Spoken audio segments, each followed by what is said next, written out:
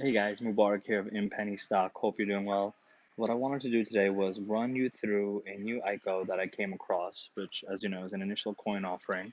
Again, it is doing a token sale now here, so don't be worried about this countdown. But essentially, what I wanted to run you through was what to look at and what's important when you're looking at one of these investments. All right, and now again, I'm not a financial advisor. I'm a CPA, but this isn't any financial advice. This isn't investment advice. This is just the general educational due diligence process that I recommend doing when you're looking at any type of cryptocurrency, altcoin. So again, just want to provide that disclaimer for you guys out there. But this is one cool one that I came across, and it's a bit more complicated than usual. But what I wanted to do here was show you how to actually analyze one when you come across it. Because I mean, I've done interviews with the executive team. I've been back and forth with the different team members involved in this project.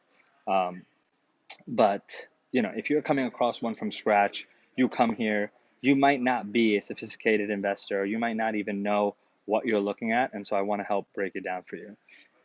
The first key of any type of ICO analysis, any type of due diligence you're doing in the cryptocurrency world is the white paper. And the reason I stress that is because it's a new concept, right? It's not something that you do in business. Um, for other, softwares, usually you just have a video or an intro level, explanation. But in the new Ethereum world, in the new cryptocurrency world that's come up, all of these new companies that are doing token sales or initial coin offerings, essentially what's happening here is that they are building out their roadmap and their projections on a white paper. And so, to give you a quick understanding of what a white paper is that it's a breakdown of exactly what the company is doing, what they're solving, their funds, what they're raising. And so, the reason you probably haven't seen this, unless you've been exposed to a lot of these before, is because this is typically what offerings look like. So if you've heard of initial public offering, companies going public, IPOs, this is usually given to the investors of those companies before they go to market, before they're put onto a public stock exchange, so that people understand exactly what the company does, um, what they're going to use the money for, what their business risks are, what their roadmap is, their business model here. And all of that information is given to investors in order to then make a proper decision on what they should do next, right? Whether they should invest or um, what the company does in general. So you're not exposed to this unless you're a sophisticated investor on a normal basis. And so what I want to do here is just show you the step-by-step process that I usually recommend people take. And again, this is not investment advice, purely educational, and just giving you some insight on how these things works. So, of course, first thing you should do whenever you come across any ICO, any blockchain technology, is quickly read the white paper. That'll give you the most information about what the company's mission is, right? Is to make investing in companies as simple as possible and as profitable as possible. And essentially, what these guys do is that this is almost a platform token. So that's why it might not be the easiest for you to understand unless you have a finance background, because they're essentially coming up with another way for you to be, they're decentralizing the investment process as a whole. Um, and so, what I want to do is kind of show you the most easiest way to understand it. And essentially, you can see here, this is a very important part. The model for attracting financing through an ICO was invented by developers who needed resources. That's why this is so popular.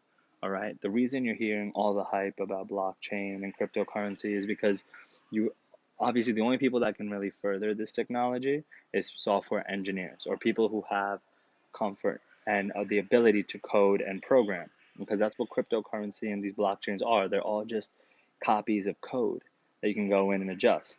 But now these engineers don't have the resources or the team to be able to advance the development of the products that they're creating through the code, or in general, they just need more resources for accounting, for legal, and for their time spent in the R&D, right? So usually when you think research and development, you might think like in a manufacturing plant, the people that are coming up with new processes, or like Elon Musk and Tesla. when they're coming up with the way to invent their car at a faster basis, that's R&D. Or scientists in a lab, in the biotech world, that's R&D. But here, there's a whole new, because of programming and coding, there's a whole new world of R&D, which means research and development that's going on. And so that's what these funds are essentially used for. Okay, now that's kind of an overview on the whole ICO market, and that's kind of what these guys are discussing.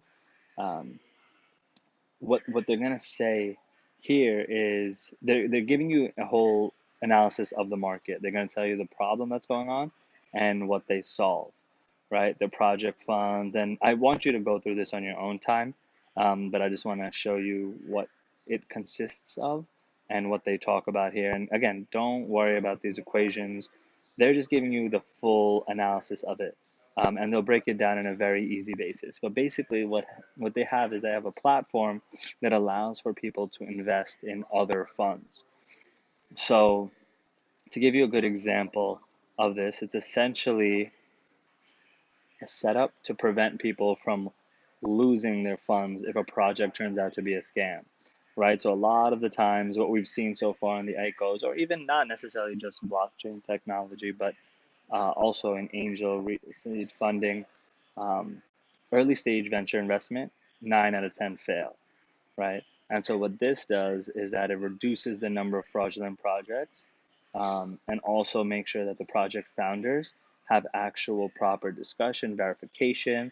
Essentially, what they're trying to do is to help. You know what the SEC did when the Great Depression happened in the 1930s. The reason it happened was because there was public stock exchanges and financials of companies and investing going on, but there was no accountability, right? People were making up numbers.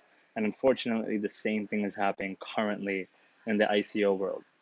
The SEC, the Securities and Exchange Commission, was founded then in the 1930s through the Security Acts, and that is how they've been in place till now, and they prevent normal people from being schemed.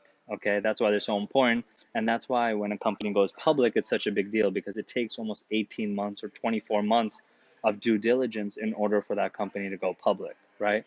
Nowadays, what's been happening with these ICOs, initial coin offerings, and token sales is that anybody can do it, right? You tomorrow, within a few days, with some YouTube videos, you could run your own code, your own ICO, because essentially nowadays you can just copy the source code of a cryptocurrency and then make your own. And so what these guys are doing is kind of making almost like somewhat of a protection model for investors to be able to put their money into proper projects, right? So you have ratings from community members, you have a personalized wallet that goes into it. Um, and so it's just a very interesting platform that they do it on both sides. They're helping companies that are raising their ICOs, and then it's helping people that invest too. So it's kind of like a dual-sided place there. So the white paper is definitely one of the most important aspects of it. Um, the second thing I would always say is to make sure that you can trust in the team, and usually I would say that, for people who have a finance background, this might be something of interest because you probably understand what they're doing here. But to get started, like Warren Buffett says, if it's too complicated, then I wouldn't necessarily go into it, right? You can definitely take the time to read through this. And if you just spend about 10, 15 to 20 minutes on it, I'm sure you'll understand it. But if you ever come across any type of investment that you're not fully understanding, I would just move on because it's not like you're gonna miss out, right? What the most important thing is to make sure that you feel comfortable with any type of money allocation that you do, in any facet. So that's why what I do is I always look at the white paper, go through the whole thing. You might need to read it twice. You might need to look at some YouTube videos that explain what it is. But then going forward, all you have to do then is also make sure you trust in the team. So what I would literally do before I was to do any further engagement with W12 is go through these founders and check out their LinkedIn. Make sure that it makes sense that they're in this industry, right? That'll really give you a good idea of then how to um, go forward with any type of ICO, because you want to make sure that these people are experienced and they're not just kind of coming out of the blue. Um, So that's kind of what we want to focus on here is you see all of these roadmaps as well. This really allows you to get a fundamental understanding of the project and what they're creating. So you don't have any unreasonable expectations. You can really go through here, look at their roadmap, see if it makes sense, and if you have any questions, reach out, right? That's why, fortunately, it's becoming a lot better communication with the projects now than it was 2 years ago. Because 2 years ago, most of them were scams. But now, because there's so much attention by the community on all these different ICOs and projects coming out, token sales, you have much more attention and many more eyes on it. So people can't hide like they did before.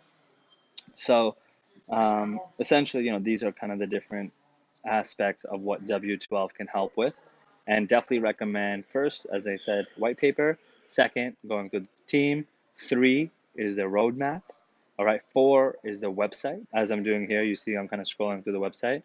And then five, I would finally go through other rating sites. So you see these are some of the popular ICO websites that have come up with their own ratings and own ideas of how this company might act, right? How good of an investment is it? How good of a company is it? Where can you kind of connect with them? The fact that these guys are publicizing what shows they're going to be at, where you can find them. I mean, that's a great concept because then you know that you'll be able to track them down. You'll be able to talk to them.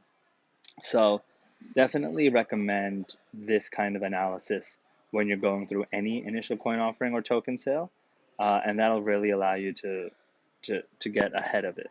What I'm working on now is really coming up with that systematic method. You know how I broke down the step-by-step methods of how I review any of these? That's kind of how you should, look back at it. You might have to watch the video again, but really follow that step-by-step system. The last thing I do always is, and this goes hand in hand with kind of staying in contact with them, is to check out their social media.